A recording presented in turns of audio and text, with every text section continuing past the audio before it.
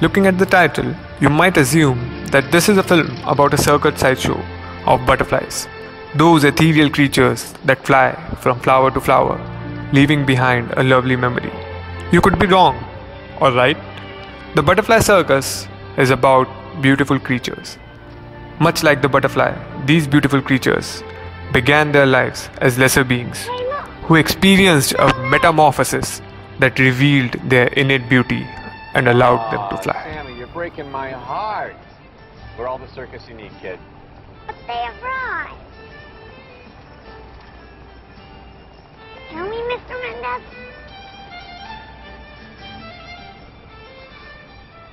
Why not?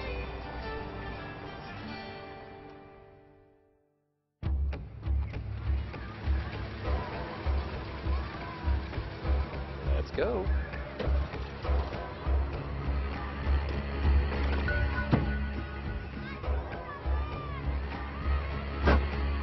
Okay, boys, time to get me a date with the bearded lady. Who's with me?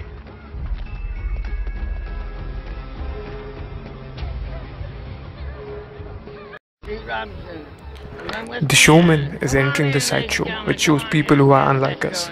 They have physical inabilities, and some make living out of it. It makes the unlike ones socially phobic, and they are never able to express themselves. It becomes unbearable at times, and their concerns are never addressed.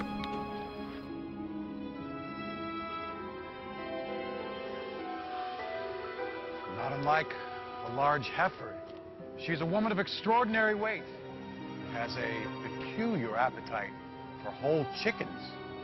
Now, down this way. The painted man, whose world travels can be seen on every inch of his body, from head to toe. And now, ladies and gentlemen, gather in. A perversion of nature. A man, you could even call him that, whom God himself has turned his back upon. I give you the limbless man. Look at that. Look at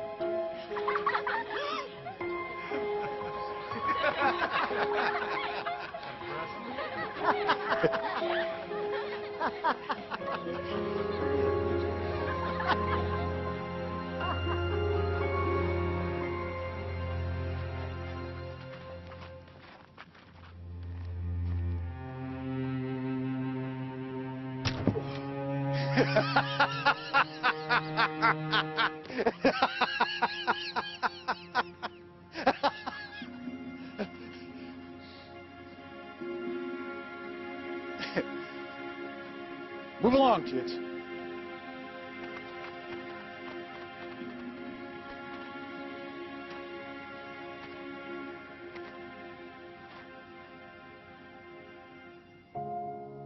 You are magnificent. Hey, get away from him! What's the matter with you? It's all right. No harm in it. My fault. Maybe I got a little too close. Hey, friend?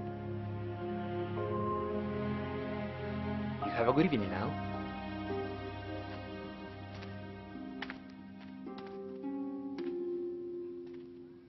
You better get a hold of yourself before the next show. The lady with the beard, the fat lady, the man with tattoos, the limbless man, and many more do not live the way we do. They do not enjoy the elixir of life like we do, because we have secluded them from our society. We have made them a separate entity and a mere showpiece for our enjoyment. It's a mentality of being superior over other fellow beings makes us do that. We fail to realize the hidden potential in every being and the true meaning of life.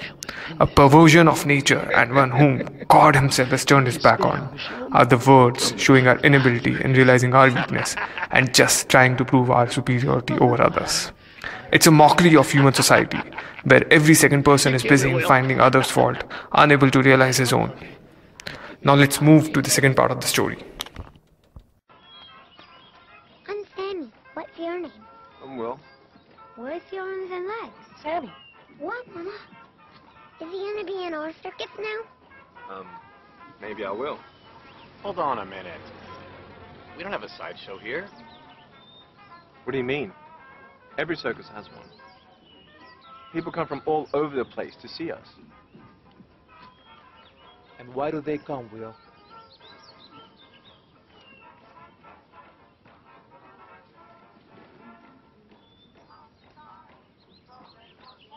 But yours could be different. No.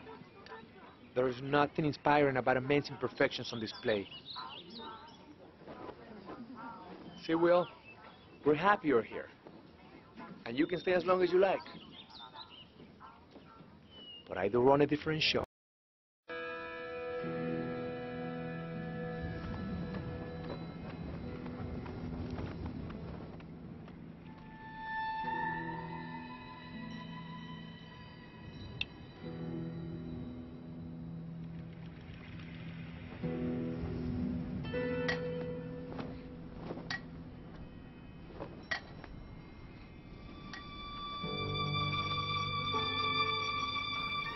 The butterfly here is a symbol of faith in life. People are withered, living a hopeless life. Everyone around has lost interest in life. Butterfly brings a sense of hope. The arrival of the showman and his troupe help the people to regain the spirit of life. It helps them to build a faith in life again. Small acts and stunts make them alive, bring them out of their gloomy and sad life. It is our human nature to be admired by someone, to feel a part of a community. We admire beautiful things. We admire things which please our eyes. A small ray of light can completely lighten our sulky and depressed world. At times, when we are in despair, we lose interest in life. It is at this time we need a small push to move ahead, to regain the beautiful understanding of life. We all have a sense of hope. It is just that we don't realize it. Our emotions need to be triggered. Full of strength, color, and grace. They're astounding. But you? Cursed from birth. A man, if you can call him that, who God himself turned his back upon. Stop it! Why would you say that? Because you believe it. But if you could only see the beauty that can come from ashes.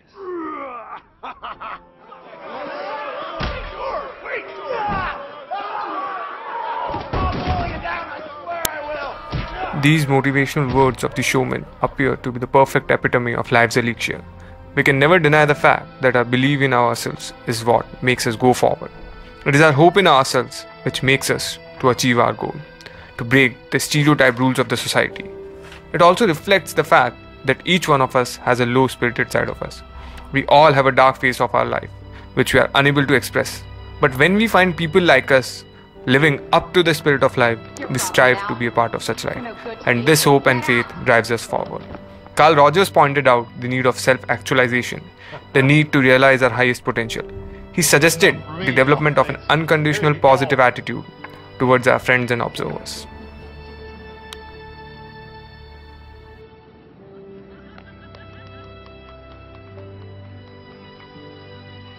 But they're different from me. Yes, you do have an advantage. The greater the struggle, the more glorious the triumph.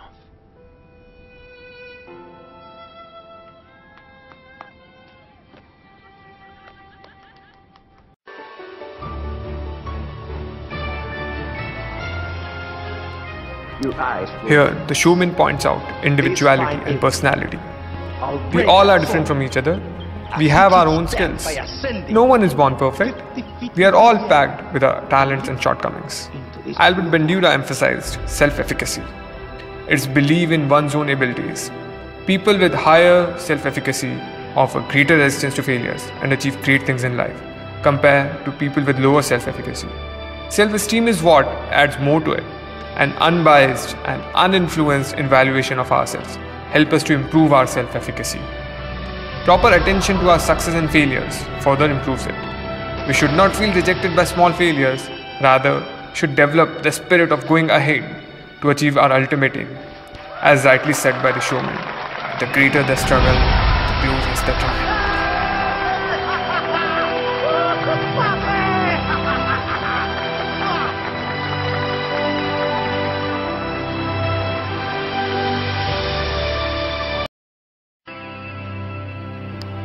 So during the movie, we came across different characters.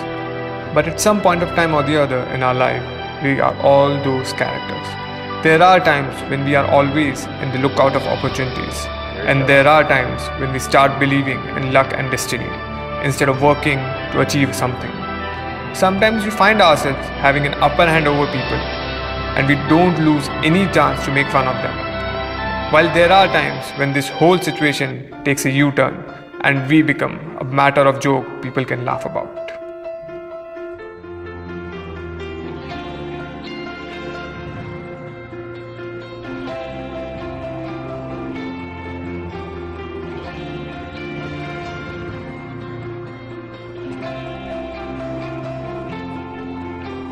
Say good morning and good evening. The day is done and you've come to find the words are fleeting. I hear your quiet breathing. Is something wrong? We just saw how small motivation can lead to great changes in a physical disabled person's life, despite the negative behavior of our stereotyped society. Our history is full of such examples. These examples clearly highlight the basic human motivational need, the need for self-efficacy and self-esteem. The society has created an image of disabled people as people with physical disabilities, and since birth, we are conditioned to this stereotyped behavior. We are mere victims of this behavior, which never allow us to see the inspirational and moral handicap most of us are.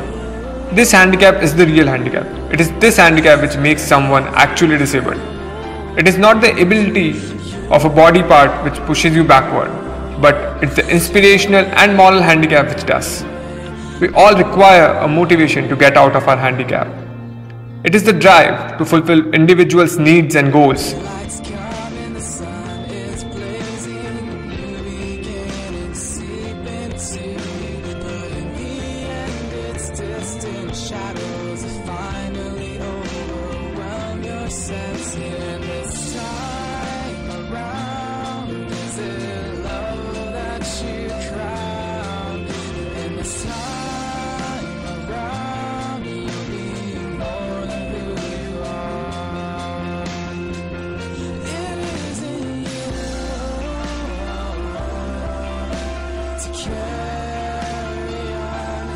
At the end, I would just like to say, life with a physical disability is not without value, hope, meaning, or inspiration. Thank you.